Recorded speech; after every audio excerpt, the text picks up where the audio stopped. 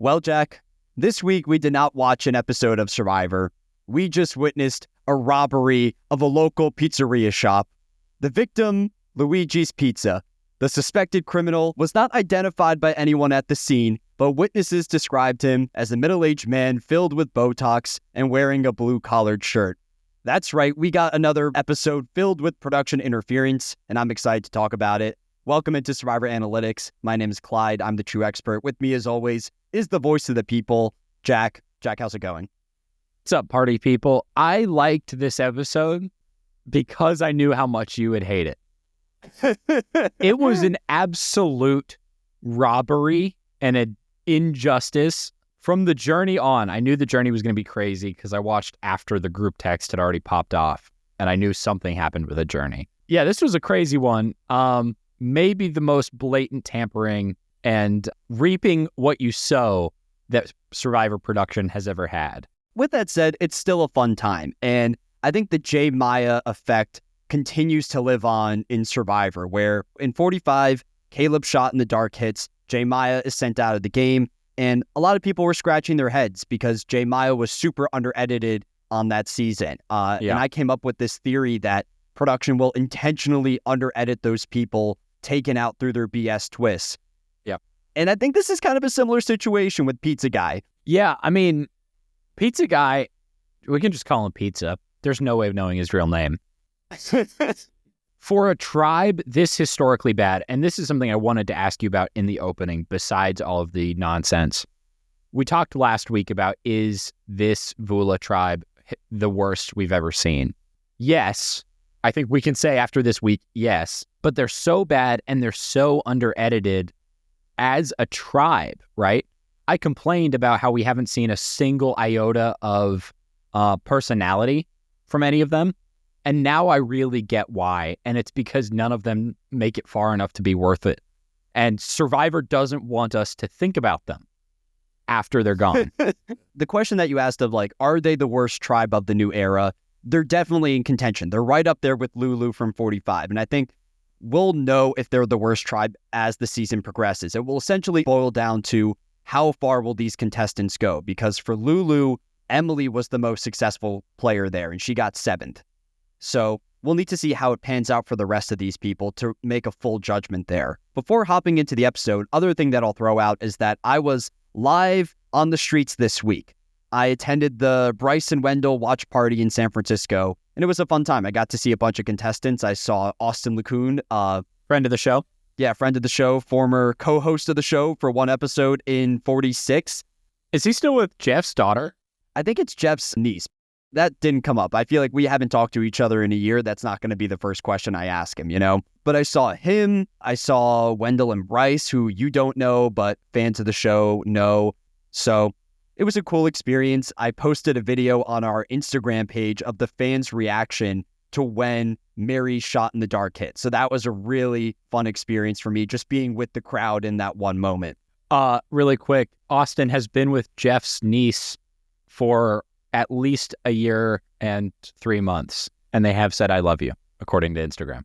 So, okay. Thank you, Jack. We can all provide information here on Survivor Analytics. Yeah, all the essential info that people were hoping to get when they turn on the pod. Did anyone at the watch party ask where I was?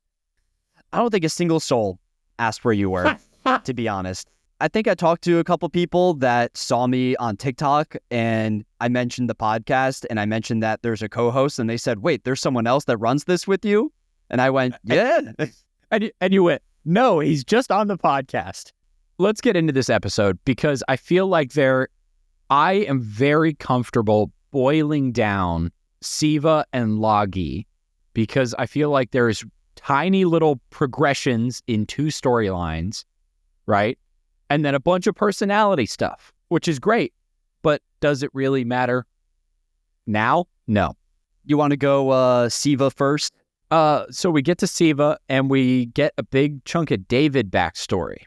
Camilla declares that he is a Chad, which he absolutely is. But he's a Chad with a heart, and he's a Chad with difficulties and struggles. Even Chads have problems. Chads are people too, right?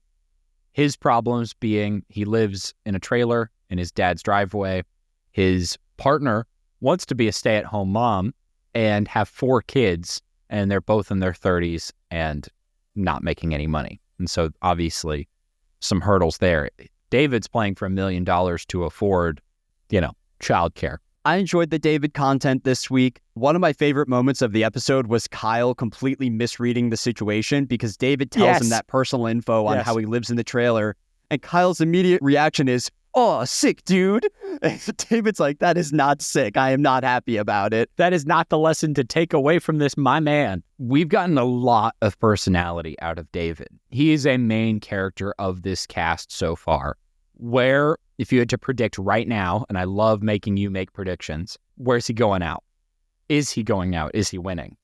I wouldn't say David's winning now. I would still put him as a contender. I would say he's in the top 5 of my personal rankings. There's a bunch of people I would put ahead of him right now, but he does have a winning arc in place, which is more than you can say about a lot of other contestants, especially Chrissy on the Siva tribe, your first round draft pick, who we still do not see week in and week out.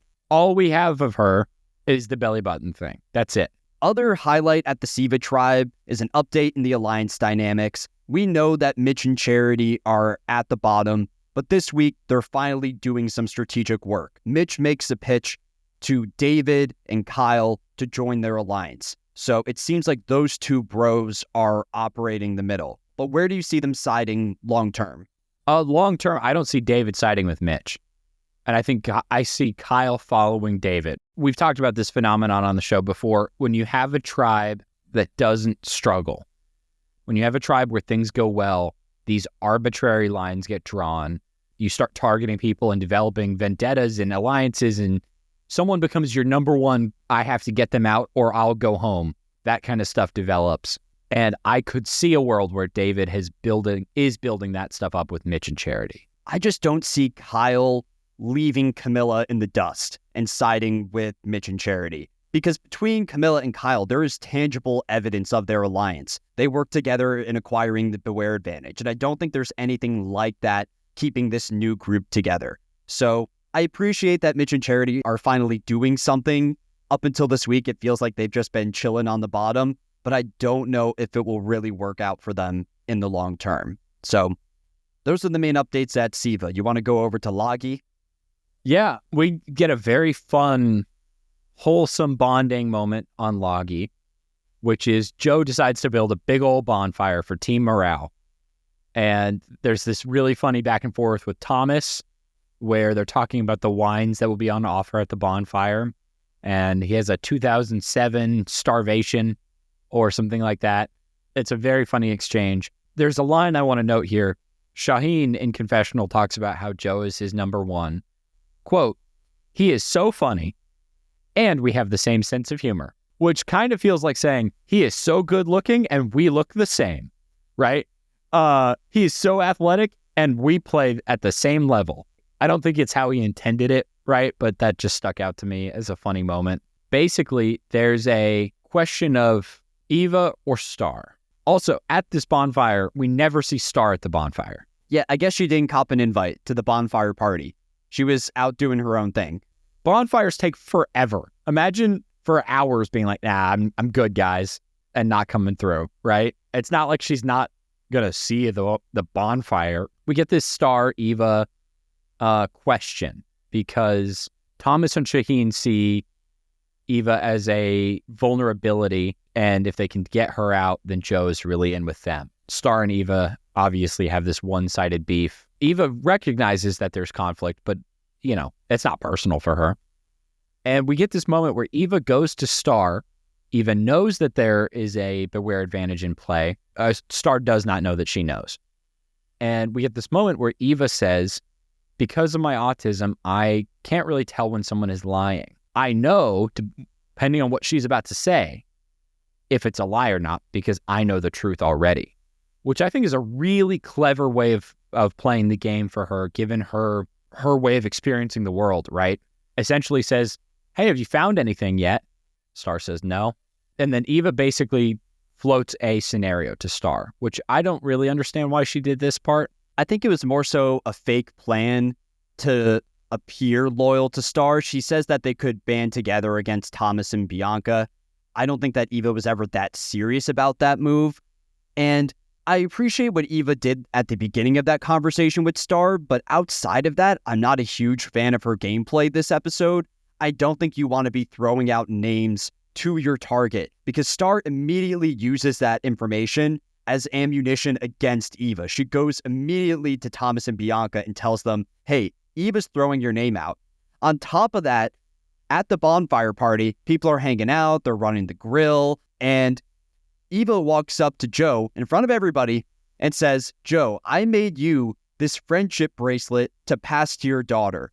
Yeah. And this is like Survivor 101. Yes, you want to have tight alliances, but you don't want to make those alliances that obvious to the rest of the tribe. And I think that's an issue that we see on Lagi with Joe and Eva, but we also get it on Siva with Charity and Mitch, where a large reason why those two are at the bottom is because they present themselves as this obvious duo. Once Eva has made that move, Star runs off to Thomas and Bianca, and I want to give Thomas a major shout out here. Yes, I am biased because Thomas is on my fantasy team, but he has quickly become both my favorite character on the cast because I think he's hilarious in confessional and potentially one of the best players on the entire cast. If you look at that Lagi tribe, Thomas is connected with every single person there with the exception of Eva. He's got the California Girls Alliance with Shaheen and Joe. He's got this new trio with Bianca and Star. Eva's the only player not directly working with Thomas, and he's in a great spot now because Star wants to knock out Eva. So he could potentially remove that one adversary on the cast without getting any blood on his hands. So yeah, I really like what Thomas is doing here. The only issue is that Star still hasn't found this Beware advantage after 2 episodes. And I think if she can acquire it, then they'll be in a better spot moving forward. I could see this also being something where we're about to have a tribe swap. That Beware advantage might no longer be functional for Star, right? If she goes to a different beach, I don't know what happens there. And so we're going to have to keep an eye out on that next week. But Thomas is playing a great game. Bianca has a devious move here. When Bianca comes back from the journey and lies to the rest of the tribe, she comes clean to Thomas. And Thomas both acknowledges this is a bonding moment for us as an alliance and has a moment of game recognized game. Oh, you're good. You're playing.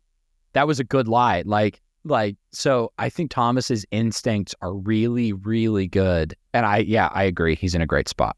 Other thing I didn't even mention with Thomas, he's the only player in the entire game to have an advantage that's a secret. Every idol has been shared with at least one other person on the beach. Yeah. Mitch shared his vote block with Siva. Camilla shared her extra vote with Siva. The only secret in the game is that vote steal with Thomas. And maybe people will find out about it at some point, but I just really respect the fact that he's willing to take that risk of keeping it a secret. So want to talk a little bit about Vula before the challenge?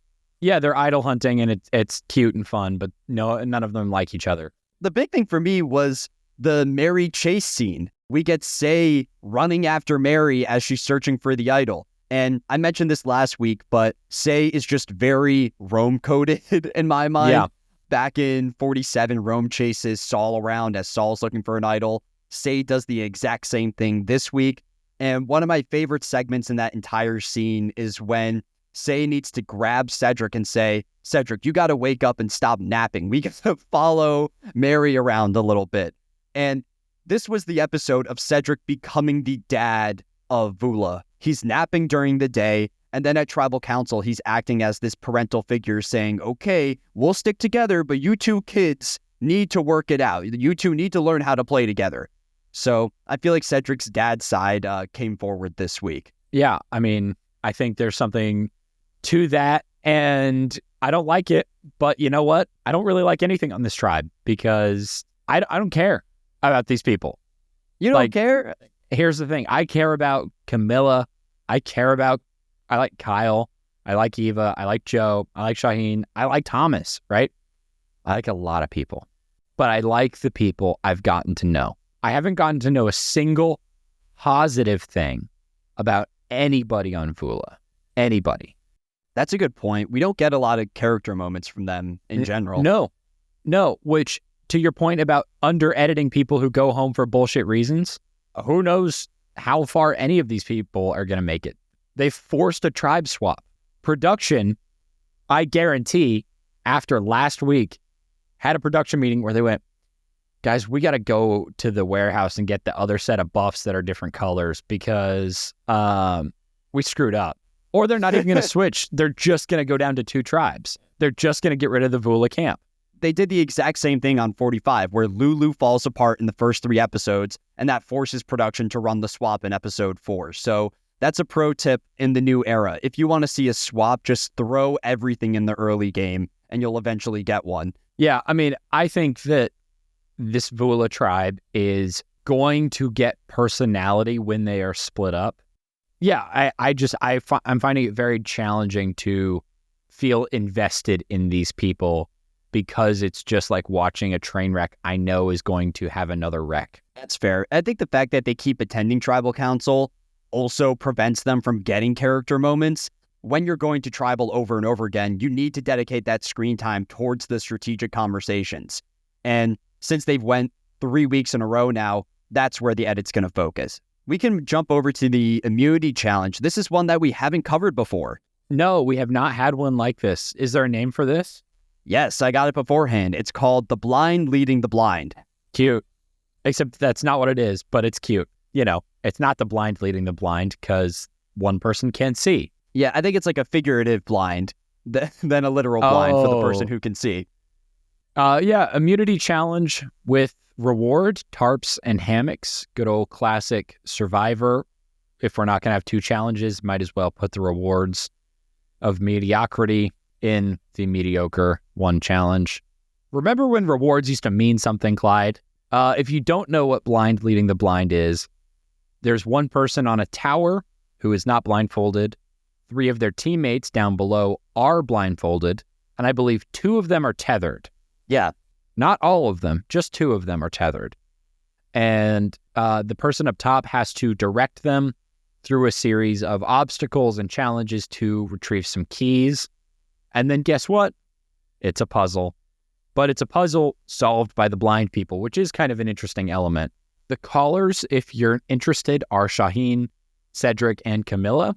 Challenge starts. Joe takes a run and gets to the first key without guidance or anything.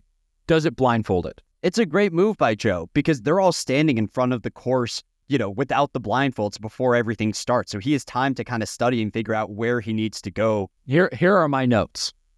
David headbutts a log. David takes a nut shot. Say does not know what left and right are. David takes another nut shot. Loggy once again wins very, very easily. It gets really close in the end.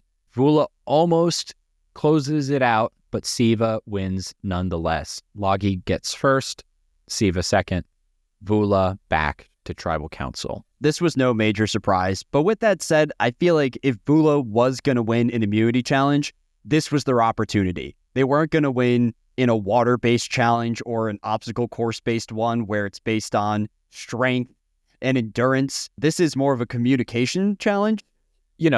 Rest and having had fire and food and decent sleep, right? You got to remember the other 2 tribes have fire. They have better shelter. They're more settled. They're more coherent. They're so bored, they're building bigger fires, right? Vula hasn't seen a fire yet. And I'd also throw out pretty devious editing from production's end, including those segments of David talking about how he wants to have kids one day and how that might not be possible. And you immediately follow it up with 2 nut shots during the challenge. Well, he's a stuntman, right? Like he's he can take a hit. Yeah, this is what he's built for. Also, David hits his head on the wooden structure. Big shout out to Bruce. I thought they would add some padding on those wooden beams, but they're going right back to the classics. And then we get to the BS part of the episode, which is the journey. Because Loggy won the immunity challenge, they get to select 3 people to attend this journey. So last week, I gave production a lot of credit. I said, I like that they included that game, which gave the players some agency in terms of whether or not they wanted to go on the journey in the first place. Yes, the put out the lowest odd number thing, right? Yeah. Now, all of the agency is gone. Loggy holds all the cards, and they select Bianca, Camilla, and Pizza Man. And this is the beginning of the end for Pizza Man. I have some stats on his run on Survivor that I can share with you later, but the sequence of events that needed to go down for Pizza to get eliminated this episode is a statistical anomaly. There's a very low chance. They get to the journey, identical path to the last journey, right? Same set, same spots. The cameraman might have just still been there. Each one, they do not get a choice, because why would you give them a choice? Production. Each player is basically rolling dice, and they have a board with 4 cutouts on each side, 4 skulls, 4 flames. If you roll 4 skulls, every time you roll a skull or a flame, you put that dice in that side, and then you roll whatever's left. If you roll 4 skulls first, you're out. You lose your vote. If you roll 4 flames, you get an extra vote. It's kind of similar in a way to a mechanism in Dungeons and Dragons called where if your character goes to 0 hit points in battle, you have what's called death saving throws, where basically you have to roll 3 d20s or 11 or higher success, 1 to 10 fail. And if you fail 3 times in a row, your character's dead. Can be very stressful, right? And if you roll a 1, it's automatically dead. And if you roll a 20, you're automatically up. So it's kind of like that, turned into a Survivor game. But I tell you what it isn't, and that's in any way, shape, or form fair to the player. Because all this is a game of chance with no agency.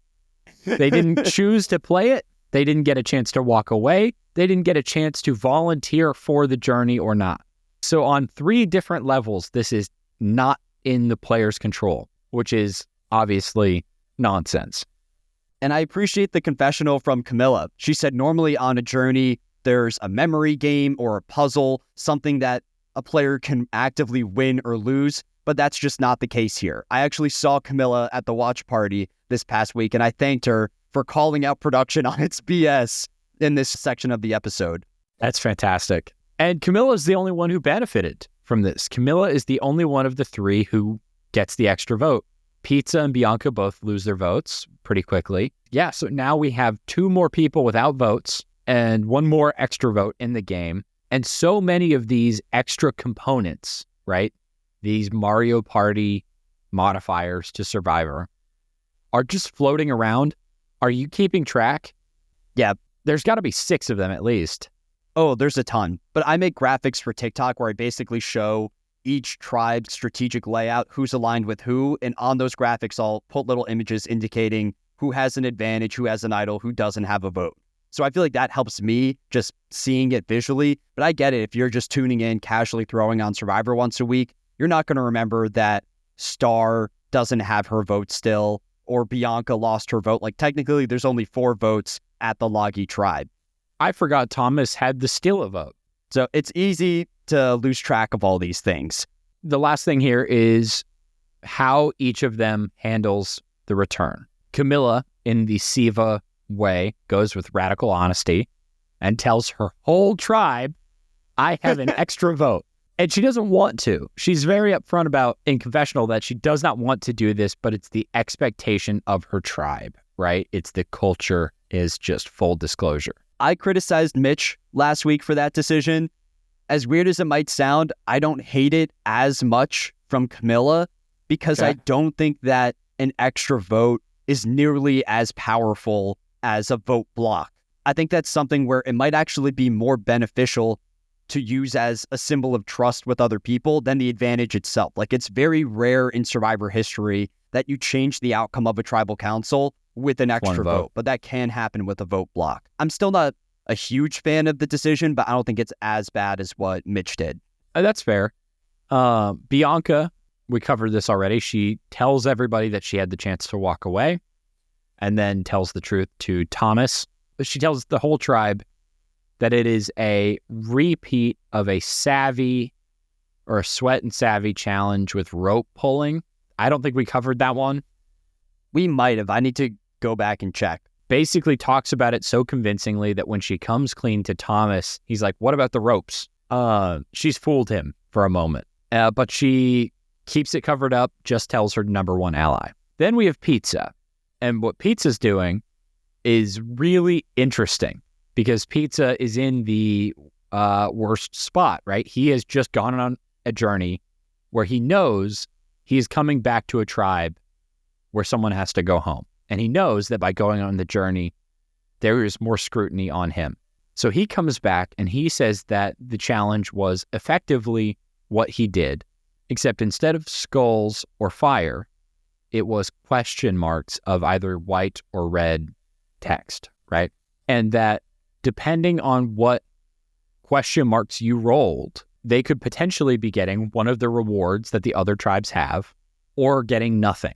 And it's fully random, but it's based on what he rolled. And that they'll find out after the vote, right? The next day. That's the key piece here is, yeah, I rolled this thing and we'll find out what we get tomorrow. He is effectively setting himself up for a huge problem tomorrow if he is still here, but shifting some scrutiny from himself in the moment. I really liked this move. How did you feel about it? I thought this was the beginning of the end for Justin. I think if Justin is honest with at least Cedric after the journey, then he has a much better chance at surviving tribal council. What I thought was really interesting with these different players in the journey is that none of them tell the same story.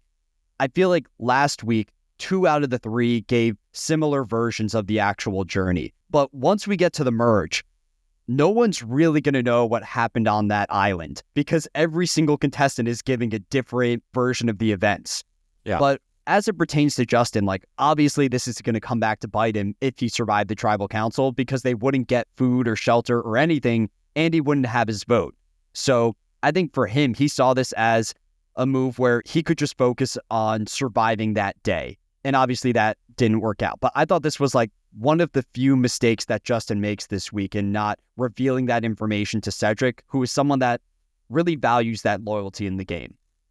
Here's the hard part about gauging Pizza's move here. I have no idea what Say's criteria are for a good ally.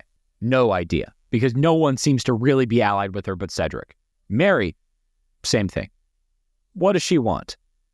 No idea. What does she value? No clue. And so it's hard to tell what would benefit Pizza the best here because I don't know what the other people are looking for, right? And so I see what you're saying about Cedric. That is the only thing we do know is that Cedric values that honesty and loyalty. He put Say over Kevin, even though we had seen more Cedric and Kevin content. I liked the move. It's a desperation move for sure, but it was an interesting one. And since we're on the topic of Vula, we can talk about some of their discussions before Tribal Council. The first one that I want to hit on is Mary. So Mary knows she's on the bottom. She's probably getting votes at Tribal Council. And she can take this 2 different ways. Path number 1 is she can go aggressively search for the idol as that's her last chance at surviving in the game outside the shot in the dark. Path number 2 is she can be chill. She can hang out in the water and she can make the majority paranoid. The whole idea with acting calm in this scenario is that you can force the majority to split the vote. There's 3 people there because she thinks that Pizza still has his vote. So if they split, Mary still needs to convince one person from the majority to work with her. And we don't really get that. We don't see her do that once. As far as the edit is concerned for this episode, Mary gave up on searching for the idol, and she essentially said, I'm going to put my entire game into a 1 out of 6 chance in the shot in the dark. Like, if you know you're running the shot in the dark, why not search for the idol anyway? So that didn't make a lot of sense to me. She spends a long time looking before the challenge, and afterwards basically says, I don't have time to find it. And she convinces herself that there's a time restraint, calls it there. I can see, with the precedent of Kevin, looking at the guys on this tribe and saying, the last time someone tried to work with these 2 guys to make a move that was not what Say wanted, it did not work out. But the hard part is there is no other option besides just the shot in the dark. And so while I can see saying, you know what, these guys aren't going to work with me, why tell them Why give them the chance to just target me? She's a free agent, and I think she'll be one of the most interesting contestants to watch next week when we get to the swap, because she could go in any direction right now.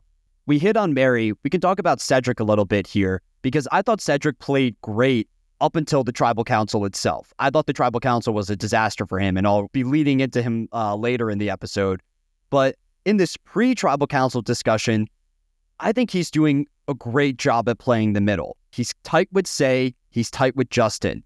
That alliance feels a bit shaky, but he's kind of the glue guy, the one keeping it all together. When Say tells him that he's going to vote for Justin, he immediately reports this information to Justin. So he's appeasing Say by allowing her to split the vote, and he's appeasing Justin by giving him the heads up beforehand. So I liked what Cedric was doing through the first 2 episodes and through the first 80% of this one. That was a good move on Cedric's part. Maybe the best one I've seen from him so far this season, because I did not like the Kevin blindside. I'm biased. Well, you're not the only one that disliked the Kevin blindside. We didn't mention this earlier, but when Vula walked into the immunity challenge, they showed the other 2 tribes, and they are shocked to see Kevin gone. I think they had a similar reaction to you. They didn't understand why they got rid of their strongest physical competitor. I thought this was a good move from Cedric, but again, like you said, undermined by what comes next. Do you want to go to Tribal, or do you have... Yeah, I think I'm set for Tribal. We'll have a lot of random shenanigans to hit on here. But what highlights do you have before we get to the voting and all of those chaotic elements? Here's my notes from the discussion part of Tribal. Sparks, still flying. Truly awful vibes and tension. Quote, one of the most dysfunctional groups we've ever had on Survivor. And then Jeff interrupts and calls the vote mid-discussion because it gets so ugly and is going nowhere. According to Pizza Guy in his exit press this week, production told him after this that it was the longest Tribal Council in the history of the show. I don't know how long they were there talking about the vote, but it was probably hours until Jeff said, okay, we're not doing this anymore. Wait, that's... Okay, because when Jeff calls it, right, it's them just sniping at each other. So imagine 30 minutes of them, like Mary and Say, taking pot shots at each other, right? And the 2 guys just also there. The longest Tribal ever. That's crazy. Yeah, well, it makes sense given how many times they vote here. Before going out to the vote, the only other highlight that I've written down is that Cedric opens up the Tribal Council claiming that the tribe needs a shot of adrenaline. And boy, is he going to give us that shot of adrenaline. Cedric proceeds to vote against every other player in the tribe in this one Tribal Council. So we get to the first vote. In case, okay, just to make it crystal clear, if you are just listening to the podcast and not watching the show, Mary plays the shot in the dark and gives up her vote. Pizza has his vote taken away. All that is left is Say and Cedric. And somehow it becomes this chaotic with just 2 votes. The first vote here is 2 on Mary, 0 on anyone else. She plays the shot in the dark, and hallelujah, it hits, which Amazing. Is crazy. This is the 3rd successful shot in the dark in the history of Survivor. The last one was Caleb in 45. Do you remember the one before that we covered on the podcast? We've covered all 3? We've covered all 3. I don't remember the first one. The first one was my 3rd round draft pick from Survivor 44. Jamie plays her shot in the dark in the premiere of that season, and no one wrote her name down. I remembered it was early. It was really early, and it was completely unnecessary. And I remember when it happened, I said on the podcast that this will be a great trivia question one day. Who was the first person to hit on the shot in the dark? Because no one's going to remember it. Yeah. But it hits for Mary. How did this feel for you? Like, this is the second memorable shot in the dark that we've covered. Oh, I mean, it was pretty cool. It would have felt cooler if I, knew anything about Mary. I'm going to keep harping on that. It's cool to see the shot in the dark hit. And there's a funny moment where you get this weird Say moment where when Mary gets up, Say thinks it's the idol and is like simultaneously devastated and proud. It belies this weird fact that there is an underlying respect there. They don't like each other at all. But that was a very sportsmanlike, good job. I have to admit it. That's well played. Their relationship is hard to parse. But yeah, how'd you feel? I was happy. I'm upset that Pizza went home this week because I think it's complete BS. But from an entertainment perspective, Like, the show is better when you have Mary and Say on it. I'm hoping in the swap section of the game, both of them are sent onto the same tribe without Cedric, just to see how they navigate that relationship.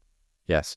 From a gameplay perspective, I still hate the shot in the dark. If I was on the jury of any Survivor season and a player needed a shot in the dark to survive, then that's almost a deal breaker for me with my jury vote. Because in my mind, that's as close as you can possibly get to getting voted out of Survivor without actually getting voted out. It's putting your entire game into, chance. And while it's impressive that Mary knew she was on the bottom, I think it shows that she wasn't very well insulated socially. So I stand by what I said with Caleb back in 45. If Caleb sat in the final tribal, I wouldn't have voted for him. And if Mary somehow sits in the end, I wouldn't vote for her either. But that's just my personal philosophy with the game. Fair enough. So with Mary safe, we get to the second vote. Now, Mary can no longer have her name written down. So we get one vote on Justin, which makes sense.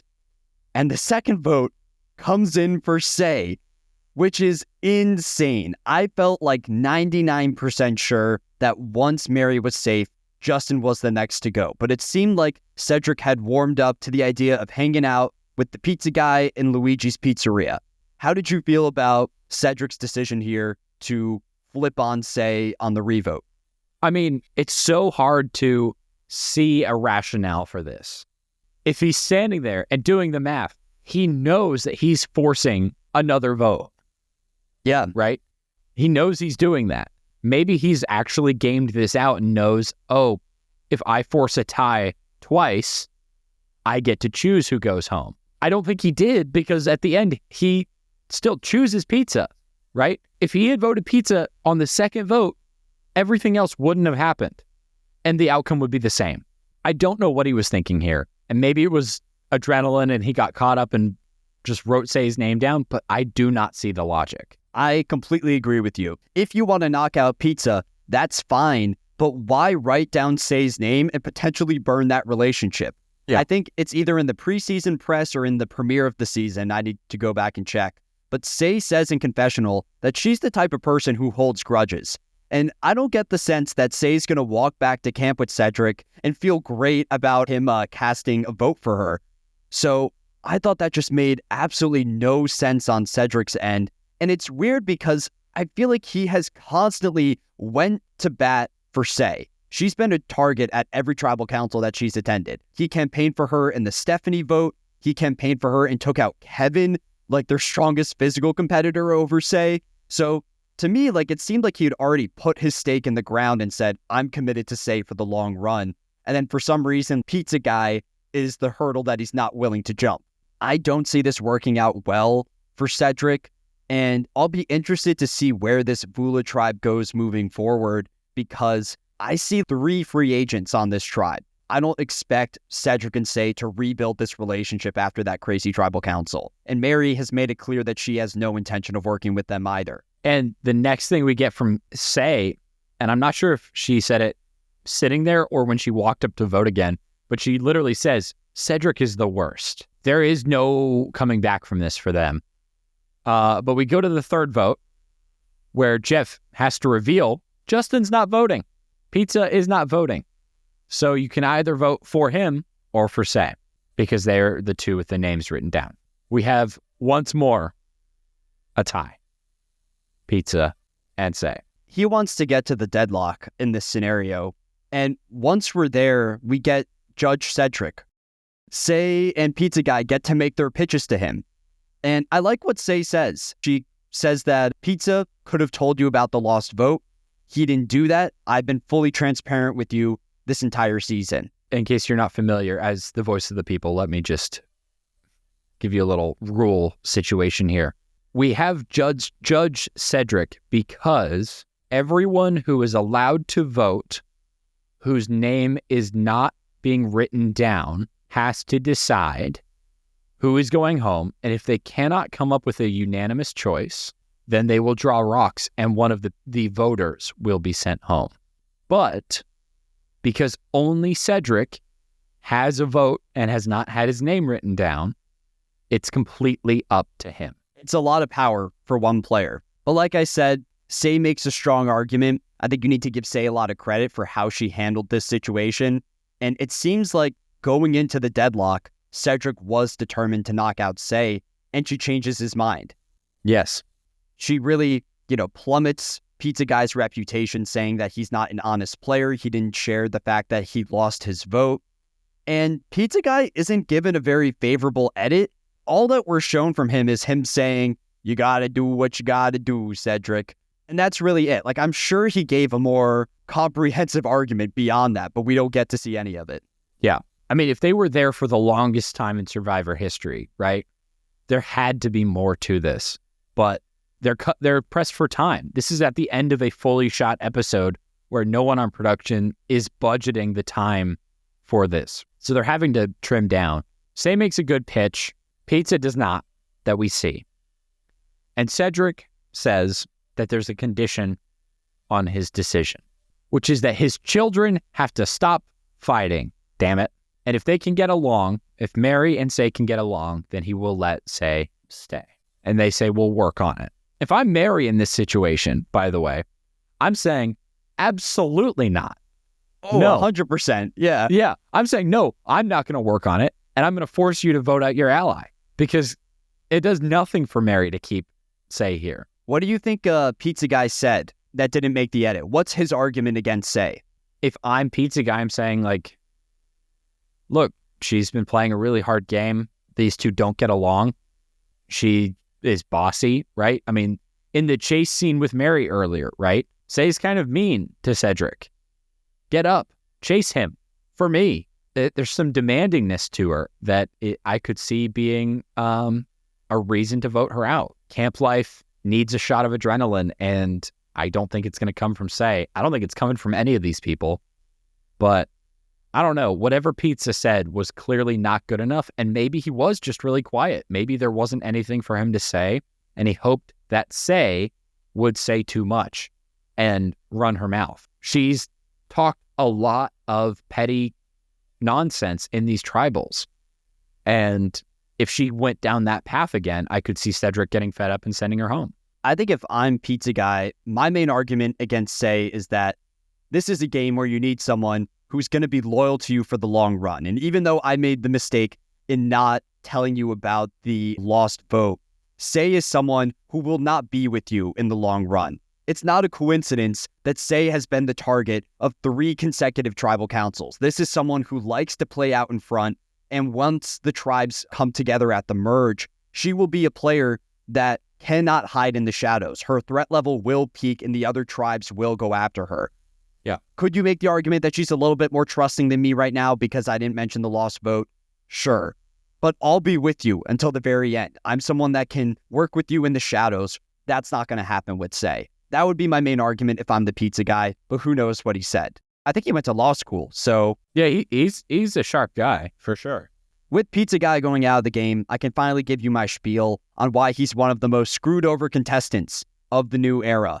The amount of chance-based events that were required for us to get to this point is ridiculous. So first you have the Pizza Guy getting selected for the journey. 3 players could have went on that journey because Mary went last week. So it's a 1 out of 3 there. Then on the journey, there's a 50-50 chance of him gaining an extra vote or losing his vote. So 50%. Then at Tribal Council, if the shot in the dark does not hit, he survives this week. So that's a 1 out of 6. Combine all of that. It's a 1 out of 36 shot of all of those events happening in sequence, leading to Justin's elimination. And it's a real tragedy. I would have liked to see what would have come from him in the long run, but we'll never get the chance to do it. And I don't think he's coming back for Survivor 50. Yeah, it's ridiculous. It is absolutely ridiculous. And I feel bad for him. Bring him back for 50. That would be a wild pick. I feel like we'll get maybe 2 pre-mergers on 50, and I don't know if Pizza Guy will be that high up on the list. And no, he's not high on my list. Is he high on your list? Probably not. Right now, my top pick from 48 would be Thomas, but that's just me. That's a good pick. Want to do winners and losers? Yeah. Who's your winner? Winner for me, I thought about giving this to Say because I really think she saved herself with that speech at Tribal Council. Yeah. But I just don't think she's in a good spot long term. I don't think she has many allies in the game, and it's just difficult to recover from that position. So I'm giving my winner to David.